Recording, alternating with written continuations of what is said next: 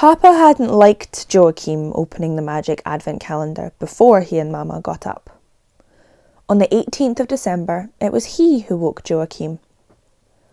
That day, there was a picture of a rod with a shining gold ball on one end. "That's a sceptre," explained Mama. "Kings and emperors have used rods like that as a symbol of dignity. The round ball is probably meant to be the sun." Joachim unfolded the little piece of paper that had fallen out of the calendar and read aloud to Mama and Papa. They sat on each side of him on his bed. A strange procession swept through Thrace towards Constantinople on their way to Bethlehem. 500 years has passed since Jesus was born in a stable, swaddled in a piece of cloth and placed in a manger, because there was no room for Mary and Joseph in the inn. But that old story was already familiar in large areas of the world. They stopped in front of one of the great city gates that was guarded by soldiers. The soldiers drew their swords and raised their spears as soon as the first sheep reached the gate. Then the angel, Seraphiel, threw beside the sheep and placed himself between them and the soldiers. "Be not afraid," he said. "We are on our way to Bethlehem, to pay homage to the Christ child. You must allow us to pass."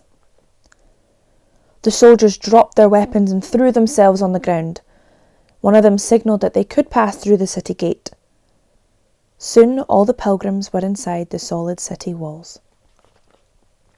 It was early in the morning, and the city was not yet awake. The procession of pilgrims stopped on a hill with a good view of the harbour and the Bosporus which divided Europe and Asia. The sound was so narrow that they could see across the other side. "The time is 495, said Ethereal. "Originally, the city was called Byzantium, but in the year of our Lord, 330, it was made the capital of the Roman Empire by Emperor Constantine. First, he called the city New Rome, but then it was soon given the name Constantinople. After that, the city took back the old Greek name, Byzantium. In just under 1,000 years, in 1453, the city will be conquered by the Turks, and they will give it the name Istanbul." Had the soldiers heard about Jesus? Elizabeth wanted to know. "We can take that for granted. The Emperor Constantine made Christianity a lawful religion in the Roman Empire as early as 313. He was baptized himself just before he died. Some years later, in 380, Christianity became the state religion throughout the Roman Empire." "However do you manage to remember all the dates?" asked Elizabeth. "I only have to follow the angel watch," replied Ethereal. "Since we don't have to bother about all those seconds, minutes, hours and days, it's not so difficult to remember the years. Another date we must notice is the date 395, exactly 100 years ago. That was when the Roman Empire was divided and Constantinople became the capital of the Eastern Roman Empire." The angel Seraphiel came up. He pointed at a beautiful church. "That church is called the Basilica," he said, "and was built in honour of God's wisdom by the Emperor Constantine. In a few years it will be destroyed by a fire, but on the same spot the lovely Santa Sophia Church will be built. It will stand as a landmark for centuries." "We must get across the Bosporus," said Cyrenius. "Then it's not so far to Syria. Dixie!" Joshua thumped his shepherd's crook on the ground. "To Bethlehem! To Bethlehem!" They ran down through the city and before long were standing in front of the furthest point on the Golden Horn. At the edge of the quay, they were met by a magnificent man in colourful clothes and a glittering sceptre in his hand. In the other, he was holding a thick book. Imperial was already airborne in order to say, "Fear not," but the handsome man took no notice of the cherub. He came straight towards them. "I am Emperor Augustus, and I shall accompany you, across the Bosporus. I order you to accept this gesture without any unpleasant protests.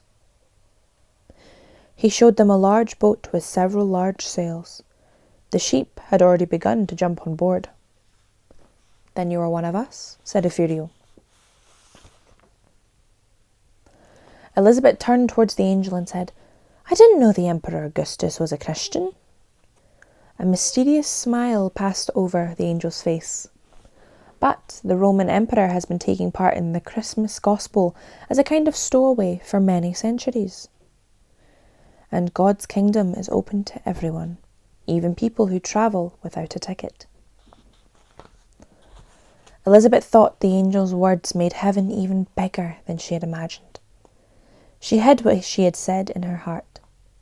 Soon, the large company were over on the other side of the Bosporus.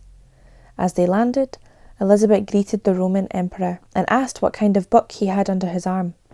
She thought he was going to say the Bible, or at any rate a hymn book, for heaven could surely demand this much of an old emperor who had suddenly decided to go along with them to Bethlehem.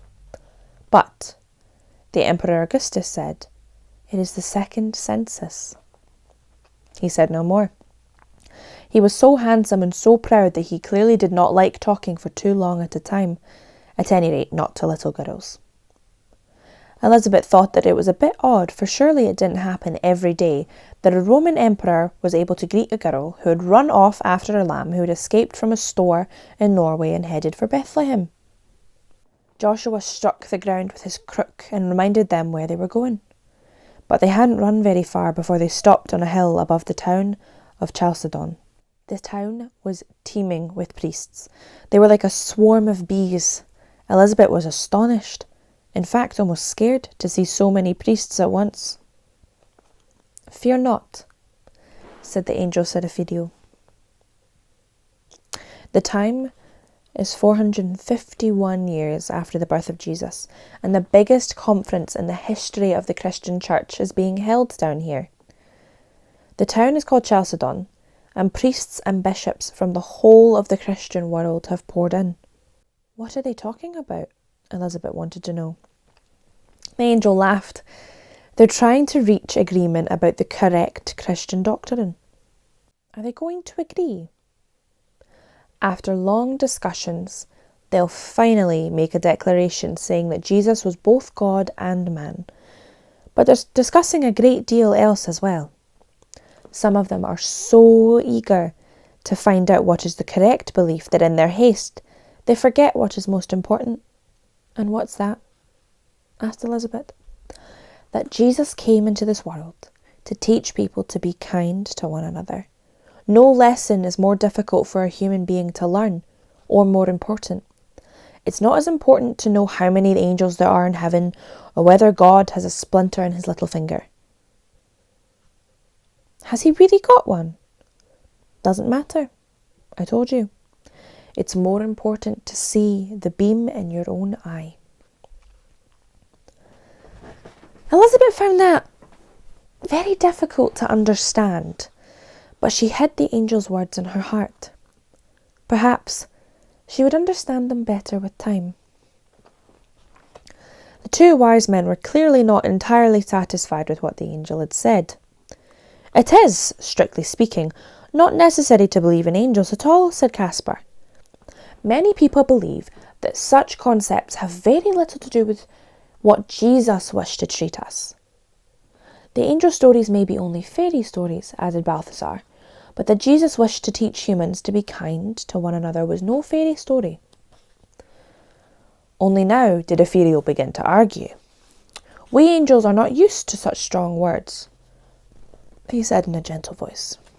All the same, I must say that this is one of the silliest things I've ever heard, at least on this pilgrimage. You should be ashamed of yourselves, both of you, or you should stay in the Orient and not start wandering westward with such irresponsible talk. Yes, indeed, added Imperial. You should be ashamed of yourselves, both of you. I'm offended.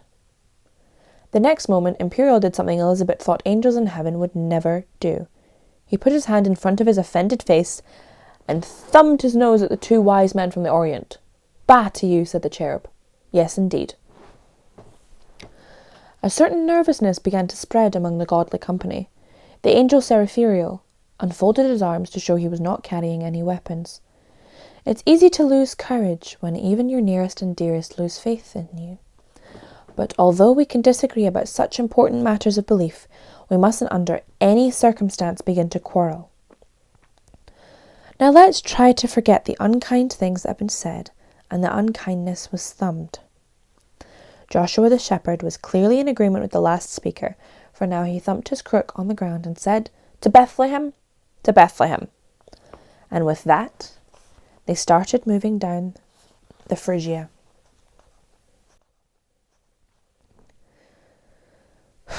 Joachim sighed heavily and let the piece of paper fall into his lap.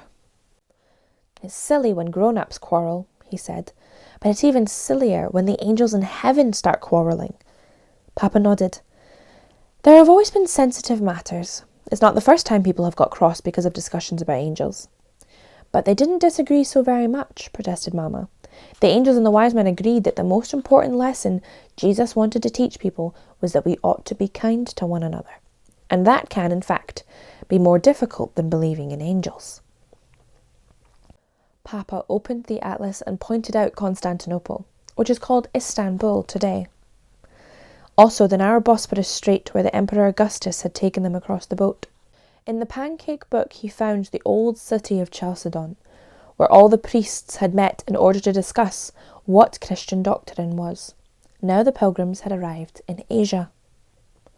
When Mama came home from work that afternoon, she had a large envelope full of newspaper articles. She had been to the library to get copies of everything that had been written in the newspapers when Elizabeth Hanson disappeared in 1940.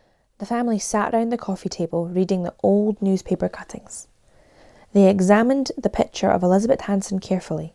Mama took down the photo of the grown-up Elizabeth from the mantelpiece and began to compare the pictures. Could the two pictures be of one and the same Elizabeth?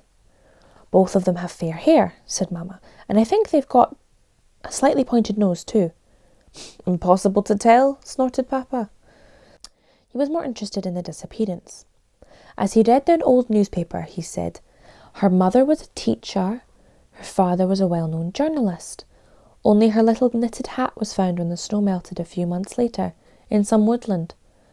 Otherwise, the police had no clues at all." "They hadn't read the magic advent calendar," said Joachim. "Even if they had, they couldn't have arrested an angel," laughed Papa. After Joachim went to bed later that evening and Mama and Papa had said goodnight, he put the light on again. It occurred to him that he hadn't looked at the large picture on the outside of the advent calendar for several days. That was because most of the doors in the calendar had been opened, so he closed them again. Then it happened again. The picture showed Mary and Joseph leaning over the baby Jesus in a manger. In the background were the wise men and the angels descending through the clouds to tell the shepherds in the field that Jesus had been born. High up on the left side there was a picture of two men in fine clothes. Unlike all the others, they were standing with their backs to the scene.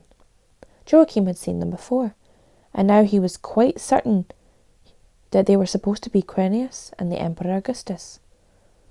Only at this moment did he notice that the Emperor was carrying a shining sceptre. Had he been holding the sceptre in his hands ever since Joachim was given the magic advent calendar in the little bookshop? Or had the sceptre drawn in itself?